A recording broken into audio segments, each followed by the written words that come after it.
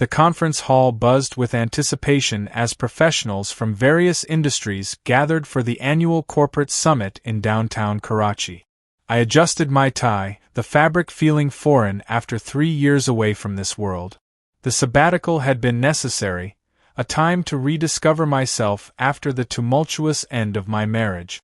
As I navigated through the crowd, exchanging pleasantries and collecting business cards, a familiar voice echoed through the speakers. I turned toward the stage, and there she was, Aisha, my estranged wife, now a keynote speaker. Her presence was commanding, her words articulate, but her eyes betrayed a flicker of surprise as they met mine. The room seemed to blur as memories flooded back. Late-night conversations, shared dreams, and the painful silence that had grown between us. Aisha's voice faltered, and she abruptly left the stage, tears glistening in her eyes. I stood frozen, the weight of our shared past pressing down on me. The applause faded, replaced by whispers and curious glances. I knew then that our story was far from over. The city lights shimmered through the rain-soaked windows of the hotel bar, casting a kaleidoscope of colors onto the polished floor. I sat alone, nursing a glass of whiskey, the events of the day replaying in my mind. Aisha's tear-streaked face haunted me, her sudden departure from the stage leaving a void I couldn't ignore. "Mind if I join you?" a voice interrupted my thoughts. I looked up to see a woman with striking features and an air of confidence. She introduced herself as Zara, a fellow attendee at the conference. Her presence was both comforting and intriguing, a distraction from the turmoil within me. Our conversation flowed effortlessly, touching on work, life, and the complexities of relationship. Zara's laughter was infectious, her insights thought-provoking. As the evening progressed, the line between professional camaraderie and personal connection blurred. Back in my room, the silence was deafening. The weight of guilt pressed heavily on my chest. I had sought solace in Zara's company, but it was Aisha's face that lingered in my thoughts. The realization hit me. I was still entangled in emotions I thought I'd buried long ago. The morning sun filtered through the cafe's large windows, casting a warm glow over the rustic wooden tables.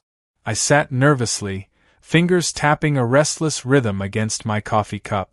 The aroma of freshly brewed coffee mingled with the scent of baked goods, but my appetite was non-existent.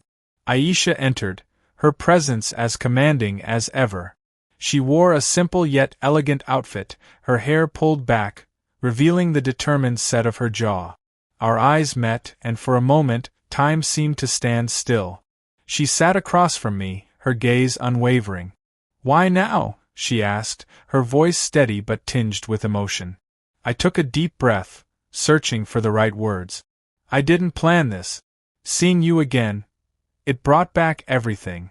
We delved into a conversation that was long overdue. We spoke of our past, the love we once shared, and the mistakes that led to our separation. Aisha revealed her struggles, the loneliness she felt, and the strength she found in rebuilding her life. I confessed my regrets, the emptiness I experienced without her, and the realization that I had never truly moved on. As the conversation unfolded, emotions ran high.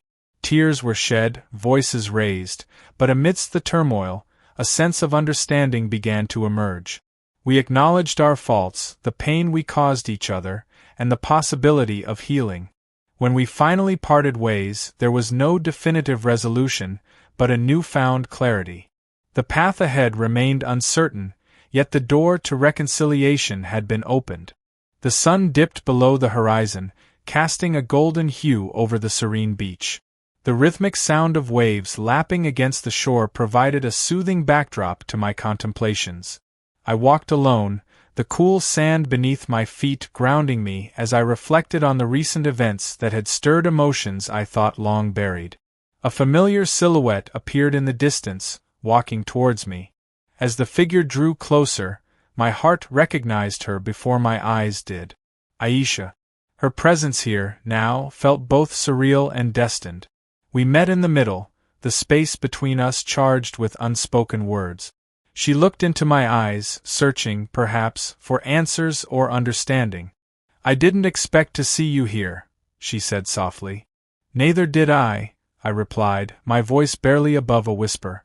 We walked along the shoreline, our footsteps leaving temporary imprints in the wet sand. The silence between us was comfortable, filled with shared memories and mutual introspection. Eventually, we sat on a driftwood log, watching the waves dance under the moonlight. These past few days have been enlightening, Aisha began. Seeing you again brought back a flood of emotions I thought I'd moved past. I nodded, understanding her sentiment. I've realized that some feelings don't fade with time. They just lie dormant, waiting for a moment to resurface. She turned to me, her eyes reflecting the moon's glow. Do you think we can find our way back to each other? I took her hand gently, the touch reigniting a spark that had never truly extinguished. I believe we can try. Together.